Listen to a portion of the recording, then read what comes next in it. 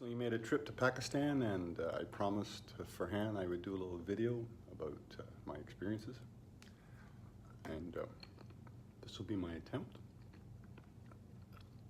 So it all started pretty innocently with a kind of a last minute invite. I had met Farhan. He contacted me on a Saturday. I was out in the desert, and he wanted to meet up. That was fine, so I changed my route home and met him at a tea shop, and it was there he asked me what I was doing the next week, if I was free. On the following Tuesday, Farhan spent the day, we spent the day getting a visa into Pakistan. My experience with the Pakistani embassy here in Qatar reflects my entire experience in Pakistan. The people at the embassy were very nice, very helpful. I was interviewed a couple times. The gentlemen that interviewed me were amazingly kind, and anyway, by the end of the day, I had the entry visa thanks to the help of Farhan, who wrote me a sponsor letter. I had a good flight and landed in Pakistan, and there was a bit of an entourage to meet us and greet us. That was nice. Rizwan was there. I received a traditional Pakistani gift. I'm sorry, I don't know the actual names of these things, but it was a hat and a scarf that's part of the Pakistan culture. Okay, so why was I in Pakistan? Well, Pakistan has been on my list of places to visit, and I'm running out of time, or at least my time here in Doha is coming to an end, so the opportunity to go to Pakistan was a welcome situation. What was going on in Pakistan? Why did I go? Like I said, Farhan invited me to go. Farhan and a friend of his, Rizwan, have started a business there. They're dealing with media, all sorts of different medias. And they had an opportunity, or they were under contract to do a editorial fashion shoot. There was a designer of clothing, a line of clothing in Pakistan that they were under contract to take some photos of. And with that, they had put in motion a very large, a very ambitious photo shoot. And I was invited to participate in that. That was awesome. I really enjoyed it. We ended up going to a remote area of Pakistan, 3 hours outside of Karachi, but it was a fort. I'm sorry, I can't remember the name, but I'll look it up. But it's the largest fort in the world. It was built a long, long time ago, and it's ancient. And what a beautiful, beautiful place. And the hospitality there was amazing. But anyway, so that was about 2 days of my four and a half days in Pakistan were spent on that project. And what fun it was. I met some great people.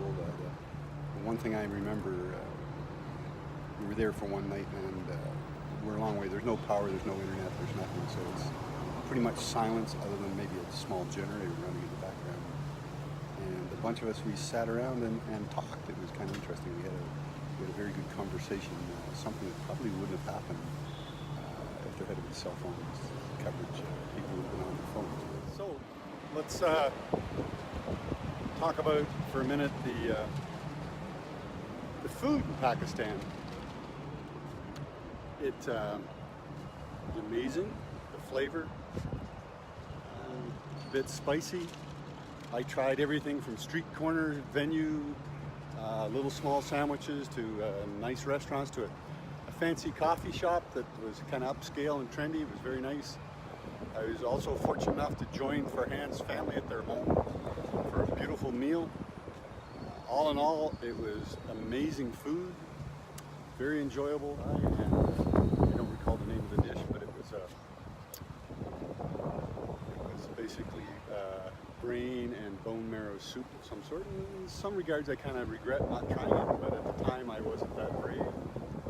Anyway, the food was amazing, and the Karak milk tea. Okay, so let's talk about tea. Karak, in particular, it's a milk tea, chai tea. Not sure what other names it goes by. I was introduced to Karak 5 years ago when it came to the Middle East. It's very popular here in Doha. I've become very fond of it. The tea was excellent, and somehow it's different. I'm not exactly sure how. Maybe it was part of the environment. Very, very popular, very common to go out for tea with your friends late at night, and we're talking like 10 o'clock or later, and be out until 1, 2, 3 in the morning, sitting around on the street corner, enjoying tea.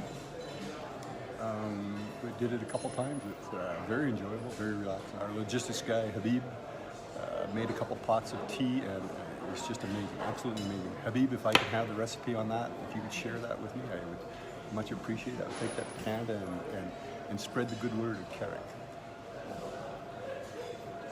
In continuing with the great experience in Pakistan, tea is one of the reasons to go.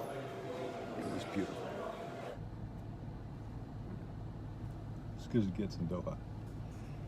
On a little bit more serious note, what was it like being in Pakistan? How did I feel before I went, while I was there, and now that I'm back? There seemed to be concern over safety from people I talked to before I went. I can tell you that at no time did I feel in any danger. Now, having said that, I was looked after pretty good, and there was an entourage around me most of the time. That is true, but we did a lot of traveling, and we sat around a lot, and we were out and about, and not once did I see any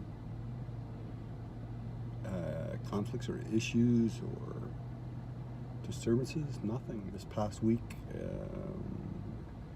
was a beautiful vacation, a beautiful trip. The people were extremely nice. The food was excellent. The people here in Doha at the Pakistan embassy were excellent to deal with. I have absolutely nothing but good things to say about my visit to Pakistan. I only got to see a very little bit of it. I only had a few days. My understanding, the north of Pakistan is absolutely beautiful, but I didn't get there. I was just in Karachi. Karachi's a big city, 15 million people. 5th largest city in the world by population, perhaps. You know, big cities bring certain things with them. You know, you got to kind of be prepared for that. Traffic and people and congestion and noise.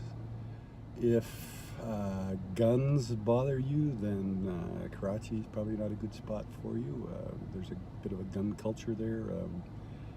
A lot of people carrying guns. For example, the parking lot attendant at the hotel had a sawed-off shotgun strapped over his shoulder. There's some debate on whether it was even loaded. I'm told he's not allowed to use it. Security type people, I mean, not just the average person, but security everywhere, every gate, every door, lots of public places. Certainly points of interest, like for example the founder's tomb that was guarded by military police. You know, they are very highly trained and very professional, and I don't know how to explain it. I had a beautiful trip. Now, all things said, I was looked after pretty good. There was 3 or 4 people there that made sure that I was well taken care of, and kudos to them. They did a fabulous job. I traveled some.